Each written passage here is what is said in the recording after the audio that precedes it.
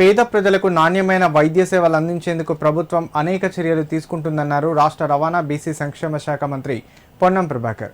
సిద్దిపేట ప్రభుత్వ జనరల్ ఆసుపత్రిలో అందుబాటులో ఉన్న నాణ్యమైన అత్యాధునిక వైద్య సేవలు ఆశించినంతగా జిల్లా ప్రజలకు అందడం లేదని, వైద్య సేవలు మరింత సమర్థవంతంగా అందేలా అధికారులు, వైద్యులు సమిష్టిగా కృషి చేయాలని అన్నారు. సిద్దిపేట ప్రభుత్వ జనరల్ ఆసుపత్రి, నర్సింగ్ కళాశాలలో ఖాళీగా ఉన్న పోస్టుల వివరాలను పరిశీలించి వాటి భర్తీకి అవసరమైన ప్రతిపాదనను తక్షణమే ప్రభుత్వానికి పంపాలని అధికారులను మంత్రి పొన్నం ఆదేశించారు. సిద్దిపేట ప్రభుత్వ జనరల్ ఆసుపత్రి అభివృద్ధి కమిటీ సమావేశం జిల్లా కలెక్టర్ హైమావతి అధ్యక్షతన జరిగింది. ఈ కార్యక్రమానికి ముఖ్య అతిథిగా మంత్రి పొన్నం ప్రభాకర్ హాజరయ్యారు. ఈ కార్యక్రమంలో మాజీ మంత్రి ఎమ్మెల్యే హరీష్ రావు పాల్గొన్నారు. ఈ సందర్భంగా సిద్దిపేట ప్రభుత్వ జనరల్ ఆసుపత్రిలో సేవలందిస్తున్న వైద్యులు, వైద్య సిబ్బంది వివరాలను సరిగ్గా అందించడంలో విఫలమైన జీజీహెచ్ సూపరింటెండెంట్, ఇతర వైద్యులపై మంత్రి, ఎమ్మెల్యే, జిల్లా కలెక్టర్ ఆగ్రహం వ్యక్తం చేశారు. ఈ సందర్భంగా పొన్నం ప్రభాకర్ మాట్లాడుతూ ప్రజలకు అవసరమైన అన్ని వైద్య పరీక్షలు ప్రభుత్వ ఆసుపత్రుల్లోనే అందుబాటులో ఉండేలా చర్యలు చేపట్టాలని పేర్కొన్నారు. ప్రైవేటు ఆసుపత్రుల్లో కూడా అందుబాటులో లేని అత్యాధునిక వైద్య పరికరాలు ప్రభుత్వ ఆసుపత్రుల్లో ఉన్నాయని, ఈ విషయాన్ని ప్రజల్లో విస్తృతంగా ప్రచారం చేయాలని సూచించారు. ఉస్మానియా, గాంధీ ఆసుపత్రులకు రిఫర్ చేసే రోగులను ప్రభుత్వ అంబులెన్స్ ద్వారానే తరలించాలని ఆదేశించారు.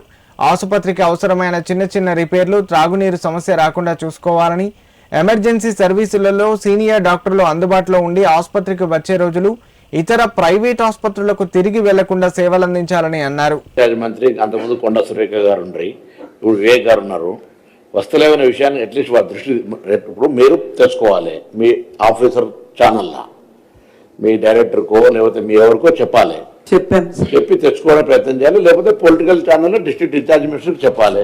లేకపోతే నాకన్నా కనీసం దీనికి సంబంధించి మంచి చెడు చూసడానికి ప్రయత్నం చేస్తాం. కాబట్టి మాకు, ఎందుకంటే మా పేషెంట్స్ కూడా వస్తారు, మా స్వార్థం ఏంది, మా కాన్స్టిట్యూన్సీ పేషెంట్ కూడా వస్తారు. కాబట్టి మాకు ఇది బాగుండాలని కోరుకుంటాం. మాకు కూడా తెలియకపోతే వస్తలేమని ఒకటేసారి మనం చెప్పుకుంటే ఏం లాభం ఉంటున్నా. సిద్దిపేట జనరల్ ఆసుపత్రి ద్వారా జిల్లా ప్రజలకు సత్వర వైద్య సేవలు అందించాలనేదే తమ లక్ష్యమని, ఆ దిశగా ఆసుపత్రి వైద్యులు సేవలు అందించాలని ఎమ్మెల్యే హరీష్ రావు అన్నారు. ఆసుపత్రికి అవసరమైన అనేక వైద్య పరికరాలను అందించడం జరిగిందని తెలిపారు. ఆసుపత్రి సూపరింటెండెంట్, వైద్యులు రెగ్యులర్ గా విధులకు హాజరు కావడం లేదని తన దృష్టికి వచ్చిందని, అందుబాటులో ఉండి వైద్య సేవలు అందించాలన్నారు. పాలియేటివ్ కేర్ సేవలు, పీడియాట్రిక్ కేర్ సేవలు, కీమోథెరపీ, ఆసుపత్రి అంబులెన్స్, ఇన్పేషెంట్ రోగులకు అందించే ఆహారం, వైద్య పరీక్ష సేవలు, ఎన్ఆర్ఐ, సిటీ స్కాన్ తదితర అన్ని సేవలు సమర్థవంతంగా అందించాలని అన్నారు. ఈ మేరకు సిద్దిపేట ప్రభుత్వ జనరల్ ఆసుపత్రిలో 5,49,00,000 రూపాయలతో వైద్య పరికరాల కొనుగోలుకు హాస్పిటల్ డెవలప్మెంట్ కమిటీ ఆమోదం తెలిపింది. వీళ్ళంతా ఆర్థోపెడిక్ వాళ్ళు, రోజు బొక్కల డాక్టర్ నేను ఫోన్ కొడతా ఉంటా, ఆరోగ్యశ్రీలో చేయండి అని. ఒకటే డాక్టర్ 100కు తక్కువ నెలకు ఎవ్వరు చేయరు. ఏ హాస్పిటల్ అయినా తీసుకో, నువ్వు 15 మంది డాక్టర్లు ఉన్నారు. మీరంతా ప్రొఫెసర్లు, అసిస్టెంట్ ప్రొఫెసర్లు, టాప్ డాక్టర్స్. 84 సర్జరీలు చేస్తున్నారు. అంటే ఏం ఎట్లా అర్థం చేసుకోవాలి? సార్ మరి casualty more than 4,000 sir for every emergency cases sir. Total IPOP కలిపి are posted there along with the house agents. So once they segregate to which particular department this ఉండాలి. అందులో సూపర్ ఒక కొంత కాన్ఫిడెన్స్ క్రియేట్ చేసి emergency case వచ్చినప్పుడు treat చేయగల doctors ఎంతమంది ఉంటారు. ఎమర్జెన్సీ అనేది emergency you can't say. Emergency వచ్చినాక దాన్ని మీరు సెగ్రిగేట్ చేసి వాట్ ట్రీట్మెంట్ రిక్వైర్డ్ అనేది పిలవడం వేరు.